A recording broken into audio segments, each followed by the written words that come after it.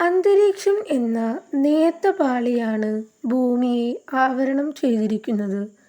ഭൂമിയിൽ നിന്ന് ഏകദേശം 10 കിലോമീറ്റർ വരെ ഉയരത്തിലുള്ള ഭാഗമാണ് ട്രോപ്പോസ്ഫിയർ. 10 കിലോമീറ്റർ മുതൽ 50 കിലോമീറ്റർ വരെ ഉയരമുള്ള ഭാഗത്തെ സ്ട്രാറ്റോസ്ഫിയർ എന്നും പറയുന്നു. ഈ ഭാഗത്ത് ഒരു പാളിയായി ഓസോൺ വാതകം കേന്ദ്രീകരിച്ചിരിക്കുന്നതിനാൽ ഇതിനെ ഓസോൺ പാളി എന്നും പറയുന്നു. സൂര്യനിൽ നിന്നുള്ള ഹാനികരമായ അൾട്രാവയലറ്റ് രശ്മികളെ ആഗിരണം ചെയ്യുകയും ഭൂമിയിലെ ജീവജാലങ്ങളെ സംരക്ഷിക്കുകയും ചെയ്യുന്നതാണ് ഓസോൺ പാളിയുടെ ധർമ്മം.